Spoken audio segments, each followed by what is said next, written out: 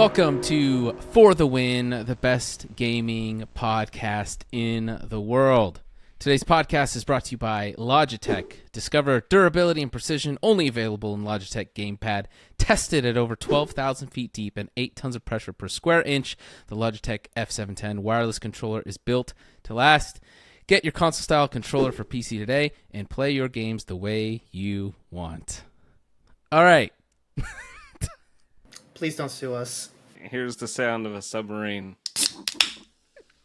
That's the sound of a submarine just imploding. It's not a submarine, submersible. This is true. Elon Musk. Was a submersible. Elon Musk has... All right. Members only. Members only are getting the good stuff today. All right. Elon Musk has never played a Zelda game before and says that the last game he played on console was Halo. He also claimed he beat the entire game on Legendary. Let's take a look at the clip. Most importantly, you brought up video games. Have you played the new Zelda game yet? Is it great? It is. You know, I've never played a Zelda game before. You haven't? Wow. Surprising. I only with where I played just PC games. Is Zelda on PC? Nintendo only, right? Not legally. Yeah. But, Okay. Can't condone that, but you know. Halo was the only game that I ever played on a console. Okay. What are you playing right now? I'm actually looking for something good to play. So I finished Dead Space, which is the Dead Space remake is really good. Is it?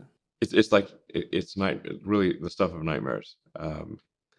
Yet I prefer doing that than email. Elden Ring was really good. Yeah. Did you play Elden Ring? Oh, yeah. He beat it. I haven't beaten it yet. Yeah. I got a horse, but you know, I didn't get very. Oh, that's a long way to go after the horse. To say the least. You played first person shooter. You played Halo. So did you ever play multiplayer, or did you just do the campaign? Well, there's the recent one, which is, I finished. To brag a little, I completed the campaign on Legendary. Oh, wow. All right. Which is hard. You're welcome. Thank you. I mean, you know, the last battle was really difficult. So there you have it. Did he say which Halo he played? Which one? No. No, he just said Halo. I think at one point he said the recent one, but he was hard. The last level is difficult in Infinite. That like last boss, if you're on Legendary. Everything else it's not that hard, but Legendary, the final boss in Infinite, is brutal. What do you guys think? I don't know how someone hasn't ran an emulator. Like, if he likes games as much as he says he does, never running like an emulator. Like, wait, what do you mean? What? He's never played a Zelda game. Oh. He was like, I only play games on PC. I'm like, but you've never even like downloaded an emulator? Like, yeah, everybody has done that. Like, just at this point, you know. Yeah. So I've never finished a Zelda game. I've only finished a handful of them. I get bored. Usually, yeah, same. I partway get through. too bored too. I don't know what it is. It just they can't hold me. I remember I got really far into Wind Waker and I stopped playing it just because I got a new game and so I started playing that. And when I went back into Wind Waker, I was on some like random island and I had no idea where the heck it is. And that game is so much just sailing. I was like, well, that's it. I don't feel like starting over. And I have no idea where I even am to even try to find it in a guide. Yeah, there's actually quite a few of like some of the biggest video game franchises of all time that I've never even finished a single game. Yeah. Final Fantasy, Metroid, Mega Man. You ever beat any Mega Man games? Nope, never played through all the way. What other Henry's ones? questioning his friendship with you right now. I would like when we got the NES Classics, I would bring it to work sometimes, and I would speed run through Mega Man 2 on my lunch break because I could just played through that within half an hour. Fortnite streamer Lacey shaved his entire head and eyebrows during his subathon on Twitch. The top donator, who paid him $2,500 for him to do it, then refunded the donation. But luckily, later, a popular DJ, Alan Walker, got wind of it, and he went in a stream and donated 200,000 bits. So a little redemption there. But let's check out the clip real quick. I got it right here. You made me shave my head bald, shave my f***ing eyebrows to refund? I don't even want to finish the subathon, bro. I don't even want to finish it. I deadass don't even want to finish it, bro.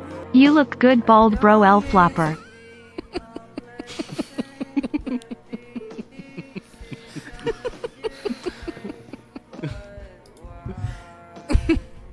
We need to get this, bro. Chat. I'm gonna be honest, chat. We need to get awareness for this, bro. We need to get awareness for this, bro. So, dude, I've had so many people come into my streams and do stuff like this, like, yo, I'll donate $3,000 if you, like, literally last week, I'll donate $3,000 if you delete your most powerful item in Diablo. And I was like, 100 times out of 100 times, it's like some 7th grade kid who's just like, you know, saying that. And I was like, all right, no worries, I'll do it. Donate $50 and then do the rest after I delete it, you know? Like, meet halfway, not even halfway. Easy. As soon as you donate $50, I mean, you know, for you, if you're donating 3,000, 50 is nothing. So just donate $50, I'll do it, then you can donate the rest. And it never happens. They're like, oh, no, I mean, no. Yeah. But what's crazy about this is it actually someone had $2,500 to throw in the pot first and then pull it back out. But I never do crap like this. I get the commitment, but it's like, I know that refunds can happen. So even if someone does do that, I'll just be like, hey, sorry, man. Like, I'm not the streamer for this. Like, if you want to donate to me, that's great. But at the end of the day, I'm not the guy who's going to shave my head, you know, unless you're like, hey, here's $10,000 in cash and there's no, you know, maybe. But I feel bad for the guy, but also I'm like, bro, you got to know. Like, you got to know. I don't feel bad. I don't.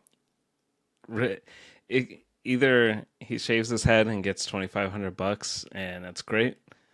He doesn't shave his head, it'll go viral, and you know, we saw exactly what happened. So I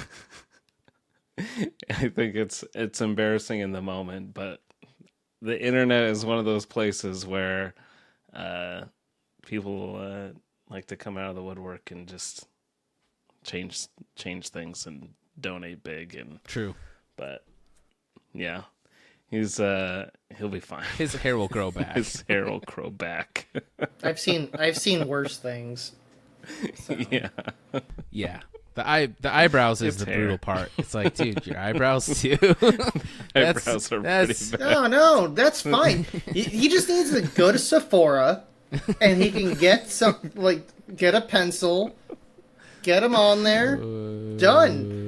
Do it right. If he has any kind of artistic skill, he can make it look half decent, and if no one's looking, like close. Something tells me after looking at that clip, that guy doesn't even know what Sephora is or how to spell Sephora. So I think that'll be a hard pass. Internal emails show Microsoft considered acquiring Bungie and SEGA to bolster Xbox Game Pass. On one of the emails, it said, SEGA is the most attractive next acquisition target due to its global PC catalog, presence on mobile in Asia, and global brand affinity on console through its IP classic. I feel like if they had tried to do that, it would lead to like a bidding war between Microsoft and Nintendo. If Sega was really open to like becoming like owned by a first party, it would have gone out, and Nintendo would have tried to also, because there was like talk about that at some point years and years ago, you know, about Nintendo doing it. And so that doesn't surprise me at all. Like Sega does have quite the reputation, quite the back catalog. They got a strong brand, you know, like the Sega brand Yeah. is so strong, and I think it's interesting that they talk about their presence on mobile in Asia. And I wonder what mobile games are, what they're referring to, what mobile games are so strong, you know. I know the brand Sega would be strong, but like I'm curious what mobile games. It's probably like pachinko and other stuff like that. There's probably definitely some like very Japanese oriented would not be popular in the West at all mobile game that we haven't even like looked into, and yeah, I mean Asia itself is always like it's always been Microsoft's like lowest point. They're right? the unreachable land. That'd be huge for Game Pass though. Yeah, I mean the original Xbox was referred to as the Dreamcast 2 by a lot of people. Yeah, They had a lot of Sega representation on there. But I feel like I haven't played a game published by Sega in a very long time. yeah. For me, it's been a minute. It definitely has been. Besides, I mean, I guess like I played Sonic Mania, but that was at this point like 2 years ago, 3 years ago almost. It would have been interesting for Microsoft to buy Bungie. I don't know when this happened, if they were to bring them back under the Microsoft and Xbox umbrella, you know, would they work on Halo again, or would they be hands off? Nope, we're not touching it. That's an interesting thought because like they as a whole, as a company, they wanted to move away from being the Halo dev team, right? And so, like, even if they got brought back onto Microsoft, would they want to be part of that still? That's questionable. Who knows? Yeah, I mean the company is so different to what it was when Halo Reach finished. You know what I mean? Like it's not even close to the same. So yeah, who knows? Who knows? But Microsoft says the next Xbox and PS6 should launch in 2028. My question is, how much better can games get? And maybe even the better question, how much better should they get? I'm a big gameplay over graphics person. I love graphics as much as the next person, but give me gameplay 100 out of 100 times. If it's fun, I don't care. Really, I don't care about graphics. Super Mario 64, amazing game. Didn't care about the graphics then that much. Don't care about the graphics now. It's fun. I love playing it. So, like, man, I'm just thinking 2028, the next console. Is it going to be worth it? Are we really going to go there? Are consoles going to just keep pumping out stuff? So my question is like, how many revisions are we going to see between now and 2028? Because that's what we've been doing. Like, you know, we had the Xbox One, and then we had the Xbox One S, and then the One X, right? We had the PS4, PS4 Pro, and we just jump started this generation with that very same thing with the Series S, the Series X, and then the discless version of the PS5.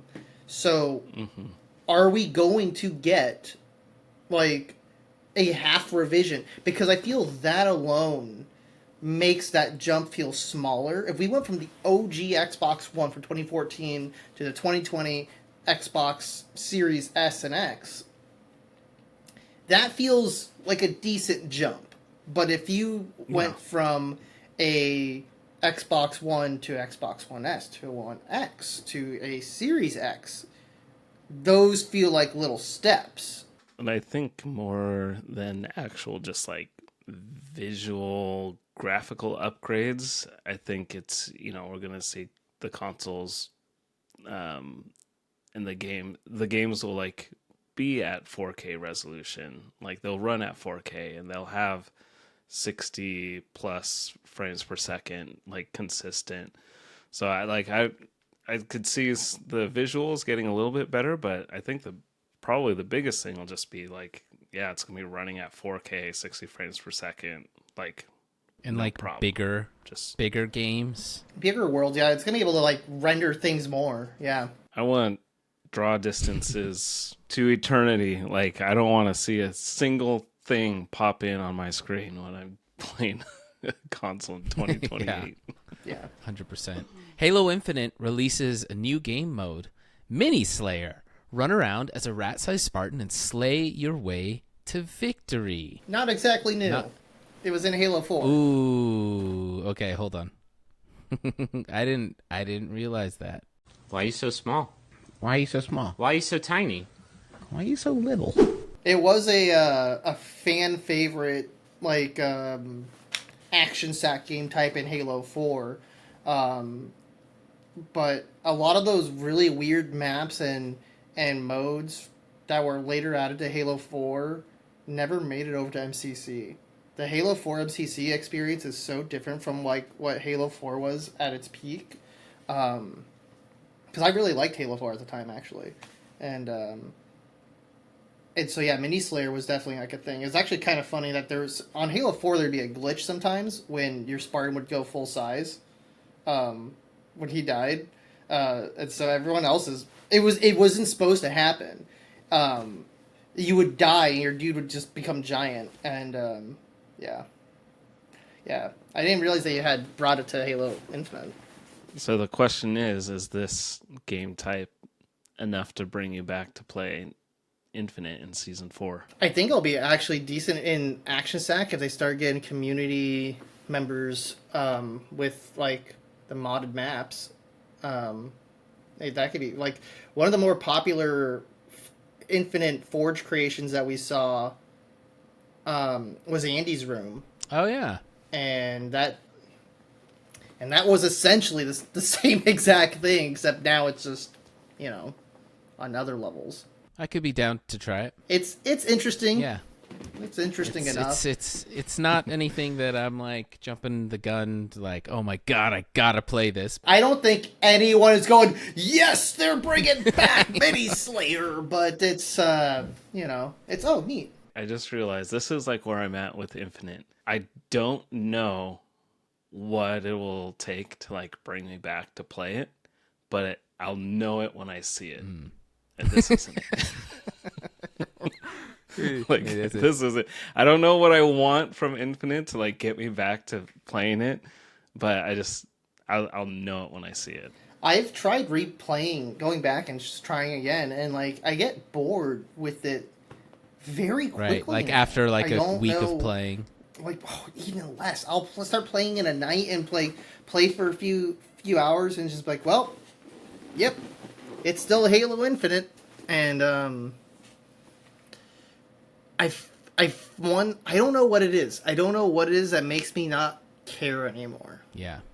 Even when I try. Yeah. There's a lot of rumors going around on Twitter between different people in the space saying that Microsoft is ready to just abandon Infinite. However, they've sunk so much money into it that they're literally just trying to get as much money as they can out of the multiplayer before they move on entirely. So a majority of 343 is said to be working actually on the next Halo project in Unreal 5, and they're just like trying to get as much out of Infinite with as little investment as possible at this point. I don't know how much merit that is to those rumors, but it definitely does seem like it and feel like it with the amount of content and season drops that are happening. It's just kind of like, I know what it would take for me. It would take some awesome campaign DLC, which is never going to happen.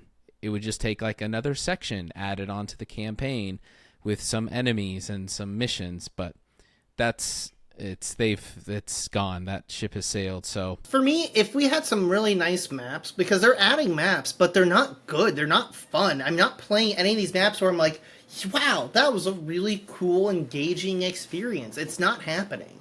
It just isn't. And like, I don't know. I don't know like what I wish I could point out what I do want in a map with Infinite Sandbox that I felt would make, but I can't put my finger on it. Personally, I don't know. We'll see. We'll see what the future of Infinite holds. But one game that is keeping a lot of players almost to a fault, highly addicting, Diablo 4. Something came out this week. Diablo 4's ultra-rare unique items are so rare, Blizzard actually had to confirm they actually exist. There are currently 6 ultra-rare uniques. The problem is their drop rate is so low, they might as well not exist. I think someone was saying that the odds of getting one is similar to getting struck by lightning or winning the lottery. And so a lot of people are complaining they actually don't exist then at that point. If nobody's getting them, yeah, you don't even have them in your game. Yeah, I saw some math and estimates saying you'd have to like log 1 million hours to get one of them to drop. And you go into, I saw a few clips of like the biggest Diablo streamers. They have thousands of people in their stream, and they just say, okay, if you have one of these items, link to your profile, like link to your character right now and show me. And like out of thousands of people that have all played the game for thousands and thousands of hours, nobody has had one. And he's like, okay, like they don't exist. He can't like they're like extremely, extremely ultra rare. So yeah, it kind of sucks because it's like, I mean, I would kind of rather, I guess, them be too rare and have them make it a little bit easier to get than have them just like everybody has it, So, yeah. But it's a little too much at this point. Yeah, I think they should have just like if they want to keep those ultra rares at that level. Sure, because it'll be amazing when someone gets one. My first thought, though, was like, dang, I hope I didn't accidentally sell it or something, because I'm so bad at the game. That was my first thought, like someone accidentally doing But it's that, only like... 85 and up, No. so I haven't even gotten there yet. But I think you're right. I think they should keep those ultra rare. They may as well never happen. Maybe in 3 years someone gets it or something, and it would be amazing. But they got to have a tier below that of weapons where it's like, hey, if you log in 5,000 hours or whatever, there's a pretty good chance you'll hit one, and reward those players who are grinding. Right. It should be whoever has put the most time into the game, whoever has ran the most dungeons, nightmare dungeons, whoever's defeated Uber Lilith the most times, like they should have the best gear in the game if they're doing all of this stuff and have put hundreds and hundreds of hours into the game already. Like they should have the best gear in the game. Yeah. So we'll see what they do with that. They're pretty decent because those chase items like are important. Like that's what keeps people playing. Like, but at this point, it's like they could drop from anywhere, and so there's nowhere to like focus and like farm or like grind out a dungeon. It's just like they couldn't happen anywhere, and so you just kind of are playing aimlessly and have to log 1 million hours for it to drop. Yeah. Limited edition Super Mario Oreo cookies have arrived and are available for pre-order. Have you ever pre-ordered a cookie before? Does the box have an amiibo in it? I don't think so. Like the cereal did? I'm not sure. I don't think so. Because that would make sense for the pre-ordering then, because then you're getting something besides just corn syrup cookies. Do you want to look that up real quick and see? This line of Oreo treats features 16 unique designs engraved into dunkable chocolate cookies. Mario, Luigi, and Bowser, all featured. And like previous Oreo collabs, this will be a limited edition run. No Peach, no Toad? Really? Each 12-pack of cookies features a random assortment of characters, which means that if you're up for a cookie challenge, you'll have to buy multiple packs to see all 16 characters. Wait, is there Peach in there? I heard that there was no Peach. No, Peach is not. That's crazy. Peach is not. How is Peach not? It's because they've made there's lore. There's lore with this. Peach is missing from the cookies, so while she is out of pocket, Oreo has a social media mission using the cookies that's meant to stop Bowser's plan and take over the Mushroom Kingdom. Here's how to play. This is like Pogs. On the rim of a glass of milk, stack as many hero-embossed Oreos as you can on top of a Bowser cookie. Once his cookie falls into the milk, he is defeated. Then share your video of the cookie experience online using hashtag Super Mario Oreo. I'm down to play. Wow. It's not even playing. That's just... Consume cookie! Consume the cookies! As Got a many first as you edition can. Oreo Super Mario pack on pre-order. If it had an amiibo in it in the box, that would be something else. I never bought the Mario cereal. I downloaded the NFC file and it's on my Flipper Zero. That says like I just have all my amiibos on it, so I just use my Flipper to use them. But that would have been cool. That would make sense for the pre-order. Why couldn't you pre-order the cereal if that actually had a reason to be like be pre-order pre-orderable? Oreos that you're gonna eat. Like I don't know, whatever. I guess there's hardcore Mario collectors out there, but those mold too. I don't know. It's a weird thing to collect. They probably won't mold. Like it's preservatives and it's After how long? Sugar itself doesn't mold. Sugar doesn't mold unless it gets wet. Like Are they double stuff? no. Oh, I only eat double stuff.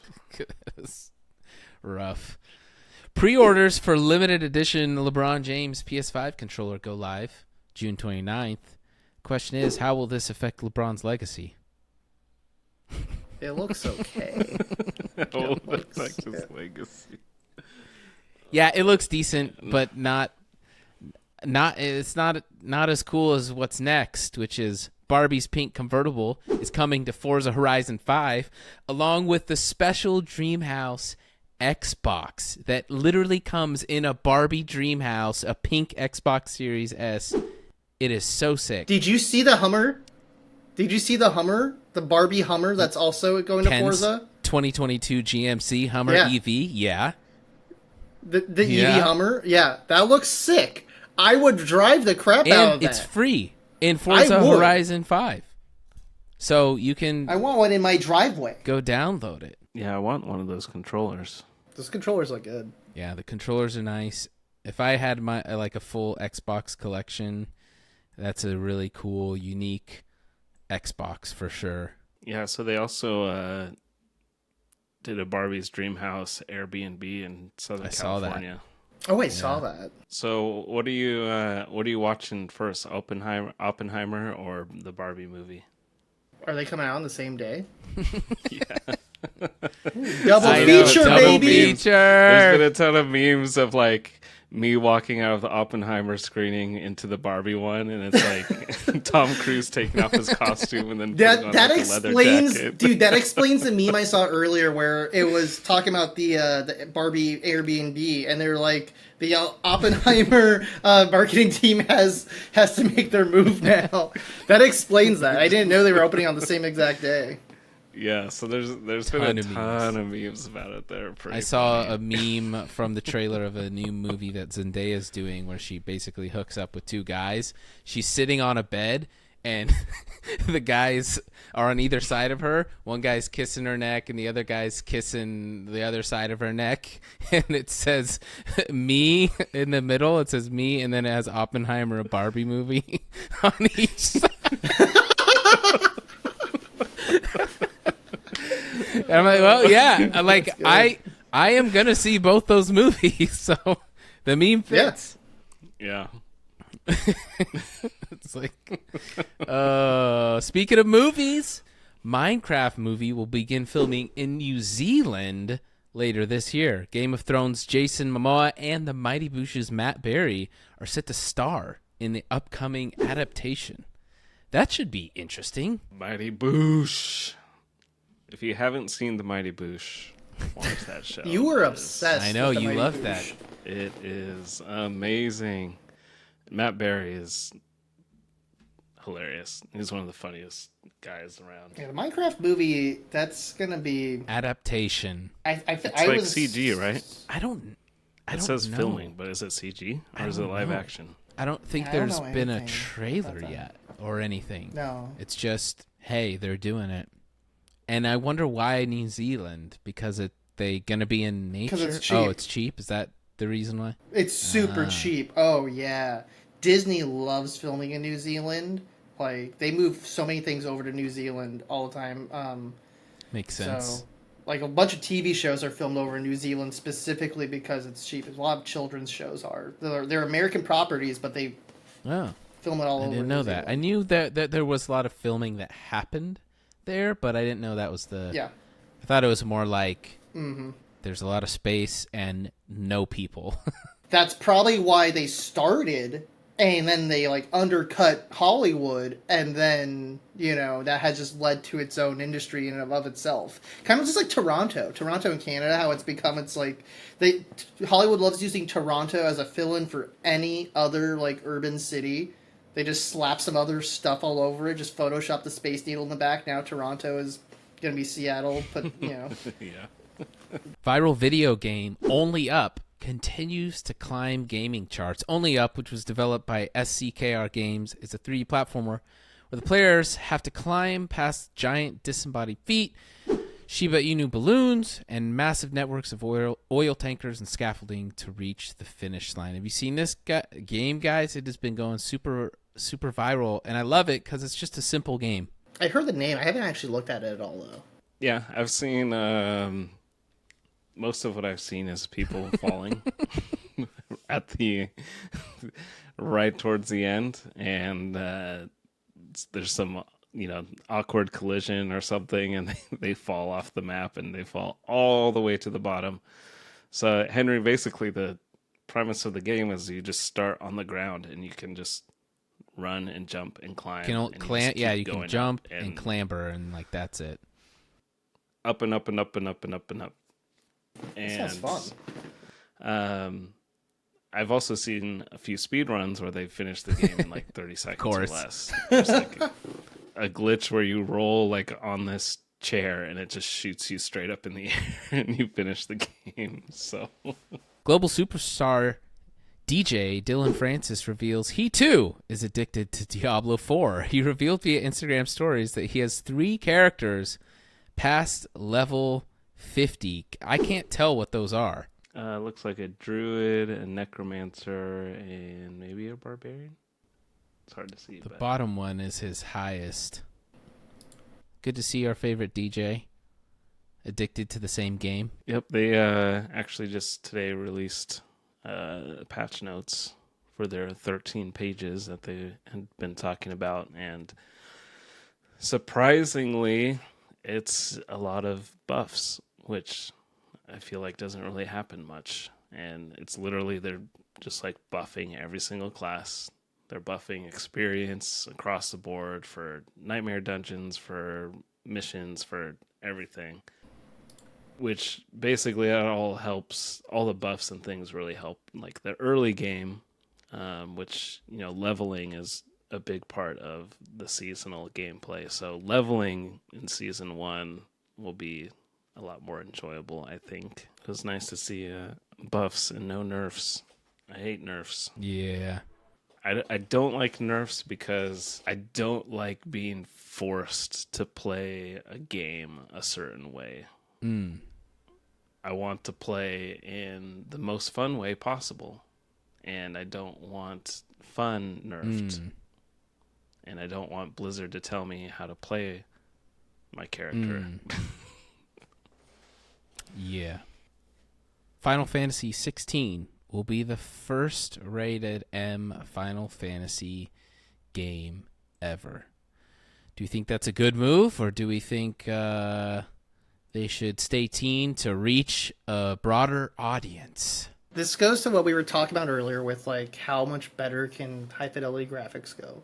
And before we were recording, we were discussing this, and apparently ESRB has just gotten stricter about depictions of things, and even something like any kind of like impalement or any kind of like a lot more things that are deemed violent because of the higher fidelity of the graphics in it, it got slapped with a M rating, despite the fact that on the surface level, it's apparently on par with every other Final Fantasy game released in the past. So, will this hurt it? I don't think it's going to hurt it. I don't think so. I don't even think people have like noticed. Like I didn't notice either until I just looked today. Yeah. Like Final Fantasy games tend to be more mature oriented just as far as like the people playing them. It's not necessarily children, right? They tend to be more popular with tweens and tweens to adults, right? 6-year-olds aren't exactly playing it, and I feel majority of parents don't actually pay attention to the ESRB at all. So it's not going to change any adult's opinion on it. It's not going to change a teenager's opinion. Yeah. What was it when John, when you went to buy a game at Walmart, and who was it, mom or dad, who asked you what if it was like, oh, is there blood in it or something? And you're like, oh, it's not that bad. What's that story? I convinced Dad to buy Max Payne for the original Xbox, and on the back it had a neon sign of like XXX, like the outside of like a strip club. And he was like, wait, well, like, what's this here? And I'm like, no, see, it says rated M. It's only for blood and violence. It doesn't have any like sexual stuff or nudity or anything in it. And he was like, oh, okay. Gun's okay, Then bought it. but, you know, human anatomy, not so much here. So I was like, that's just like a sign like in the game, you know, like it's only rated M for violence and blood. That's it. So, like, when I was with my friend Chris and we were buying Vice City back in the day, and the cashier's like, you know, this game has A, B, C, X, Y, Z. And his grandpa was like, yeah, it's fine. Like, yeah, it's called, the game's called Grand Theft Auto. Please. Right. Outright Games to publish an official Baby Shark title in September. The rhythm adventure game will be designed for younger audiences and feature 30 songs. Now, you might be wondering, how can a Baby Shark title have 30 songs? Because it's one song. Well, my 3-year-old, yeah, it's one song. My 3-year-old has the Baby Shark app, and there are literally dozens of variations of the song. Is there a Eurobeat version? There's like a swing version. There's a blues version. There's a sped up chipmunk version. There's all kinds. And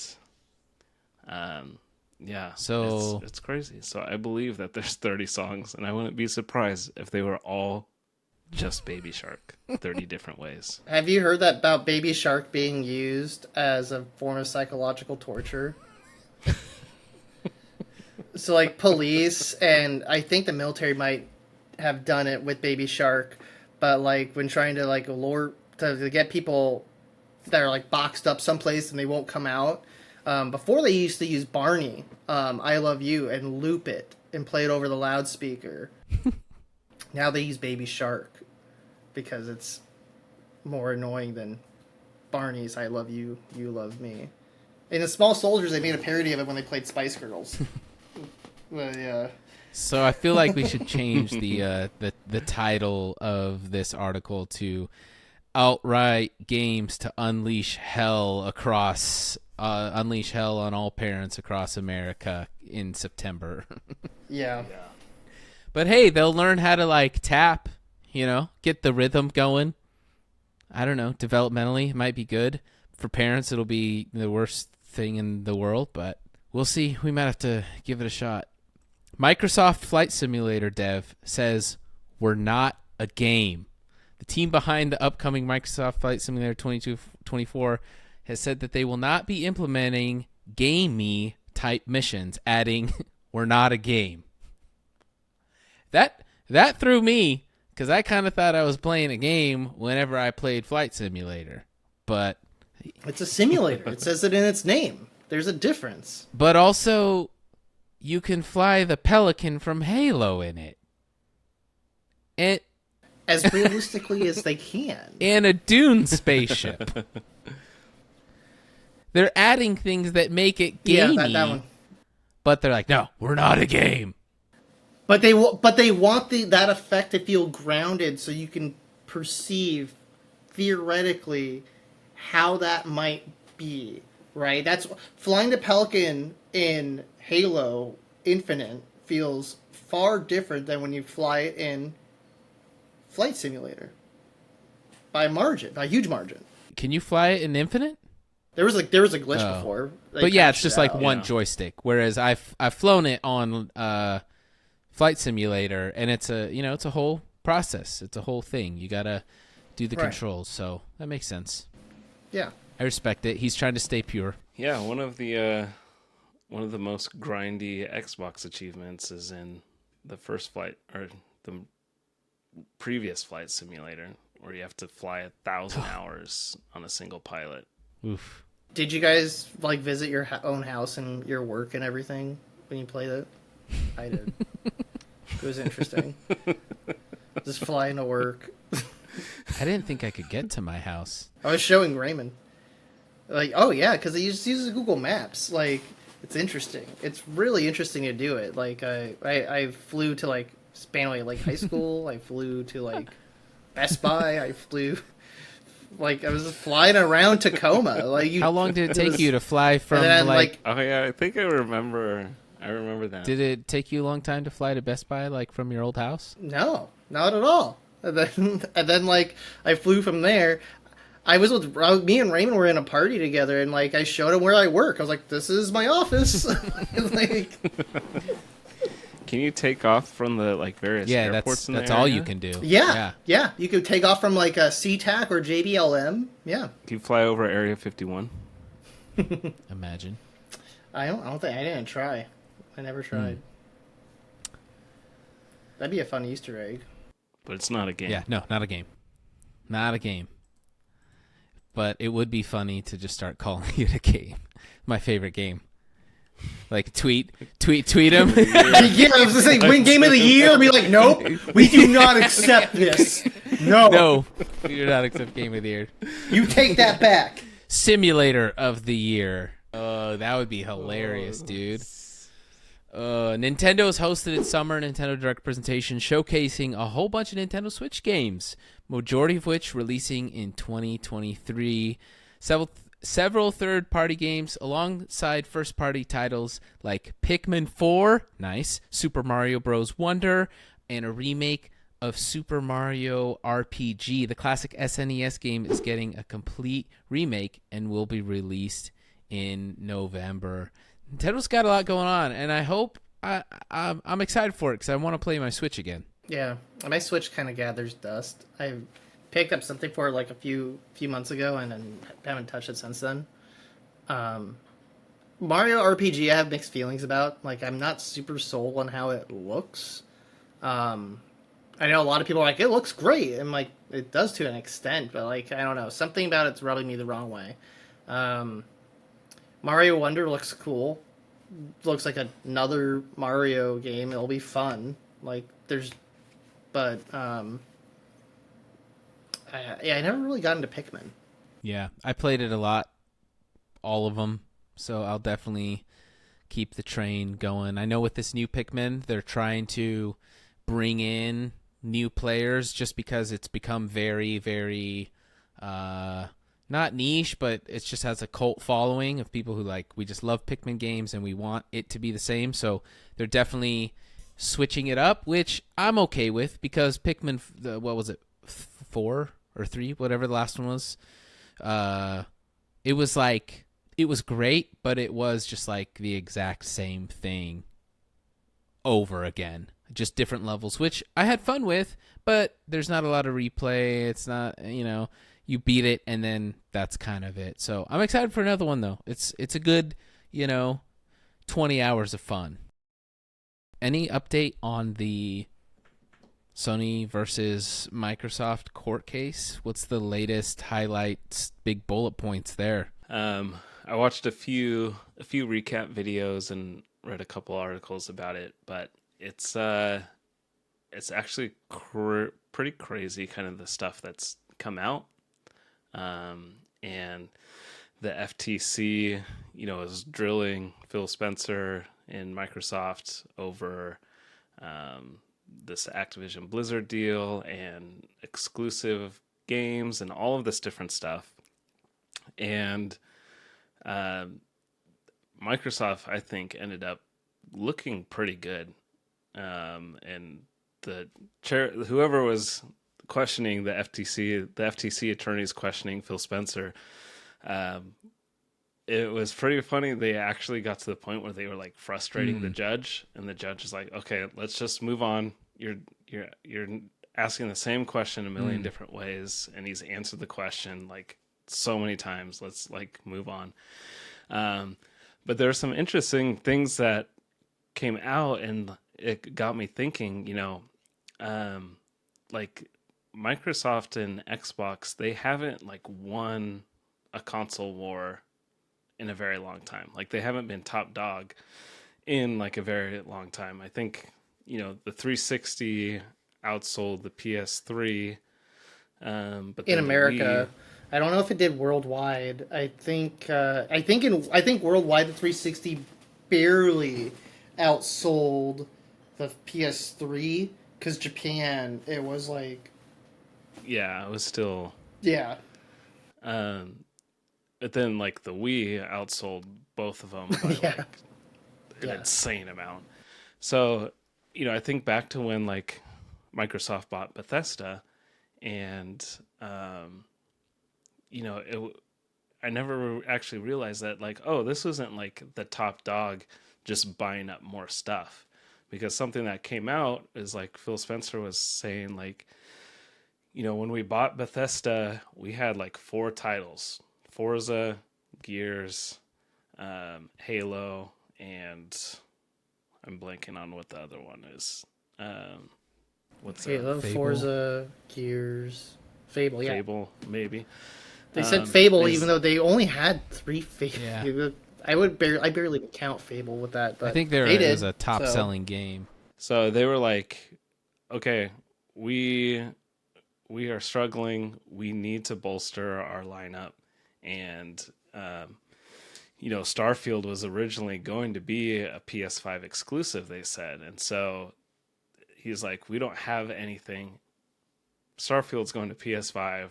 Like, this could be it for Xbox, like, if we don't do something.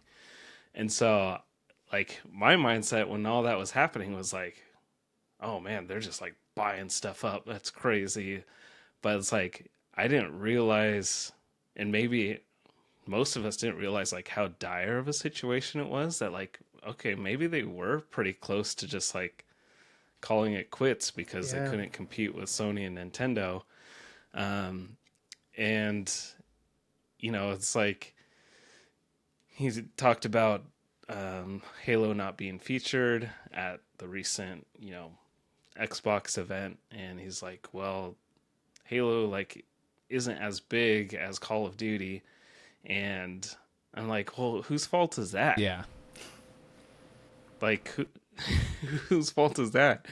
But it was really interesting just reading this stuff, because the FTC questioning, you could just tell that they have like no clue about the video games industry or like how it works. They're trying to get him to explain like, okay, why isn't Halo on PS5? And he's just like, well, it's an exclusive, it's first party, we publish it. It's like our own game.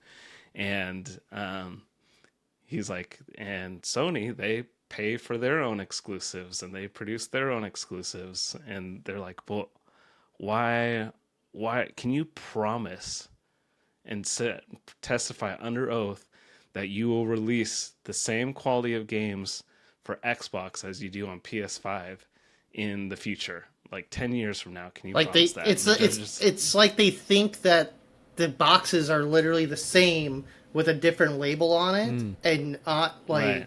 just like a DVD player is going to be functionally basically it's not going to actually affect your movie quality.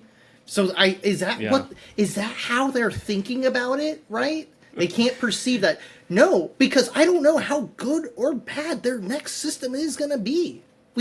I can't promise that. Yeah. And he's like, they won't give us PS5 dev kits. That's why the enhanced version of Minecraft hasn't come out on PS5 yet. He's like, so no, I can't promise that. That's crazy. But it just gave off this vibe of like, they have no idea what they're talking about. The judge was getting really frustrated with the FTC. And so Microsoft came out looking pretty good after the most recent questioning and hearings or whatever. So, it's just like very interesting because a lot of stuff is just now very public, and people are like, wait, Sony like pays a lot of money to secure exclusives and pays a lot of money so that Final Fantasy won't come out on Xbox for at least a year. And it's like, yeah, they've been doing that for forever. And now, because Microsoft owned properties are on PS5, they get a 30% split. And so they're literally using money that they're making from Microsoft titles to purchase exclusives to take away from Microsoft. So it's a war. It's wild. It's wild. Sony, their reputation took a hit with PS3, but like PS4, like people loved the PS4 and rallied around Sony, and Sony could like do no wrong, and so seeing like them doing, they're a cold, calculated corporation and they want to destroy the competition, so, and that's all just like coming out right now. So it's crazy to think, though, that before any of this became public, that Microsoft could have been on the brink of calling it for Xbox and being like, all right, we're gonna go a different direction or It's something. It's weird to think about, but it would have happened eventually, and we would have all just moved past it. Look how many other companies have come and just gone in the gaming industry. Like Atari is absolutely, they were the top dog, and they disappeared, and they just kind of stuck around for a decade or so, and then they just kind of disappeared. Finally, Sega finally threw in the towel after a few misses, and they would just go back to being a PC company, like PC games, because Microsoft Game Studios had existed in the 90s, so it would just they would put out some statement and be like, the console industry is no longer viable with current market terms and our business model, something like that or other, and be like, so we do not anticipate on releasing a new console at this time. Like, it would be some corporate jargon like that, and we probably wouldn't even think twice about it, honestly, personally, as much as we like it. So I mean, take this with a grain of salt, but this is coming from Phil Spencer, who's an executive at Microsoft, but he said, if we're just growing and Sony's shrinking, that doesn't help anybody. Maybe if all you care about is Xbox success versus Sony's success, but in terms of an industry, it doesn't help Electronic Arts. It doesn't help Ubisoft. It doesn't help Fortnite. It doesn't help anybody if all we're doing is trading one customer for another customer on a different console. Yeah. Correct me if I'm wrong, but I know Microsoft and Xbox has been open to crossplay onto PlayStation consoles, but Sony has not been open to that and allowed that at all. I remember when they launched crossplay with Nintendo. There was a kind of a jarring experience seeing commercials that had like the Switch like click sound with the Xbox logo next to it, like because they did like a split screen on the commercials, because they're you could just play together, and it was Sony dragging their feet every single time crossplay gets brought up. So yeah, do they have crossplay in anything? They do in like Fortnite, right? Or no? there's a few things. I know they do like crossplay with PC for some stuff. I think there are some stuff that is crossplay with Xbox. I think the new Call of Duty is. That really, at this point in the game, I don't see how that really benefits them, because most people want to play together, and if they know that, oh, the PS4 is the only one that I can't play these games with my friends, but if I get a PC, an Xbox, or Switch, then I can play with my friends, I don't know why people would really go for that, unless, you know what I mean? Like, that doesn't make a lot of sense. It's kind of like it would have been smart maybe to hold out in the beginning, but now it's like, well, everyone's on board except for you. And so now you're just going to lose like customers who want to play games together, which is, I think, a lot of people. Yeah. Easy breezy. All right. That's the pod.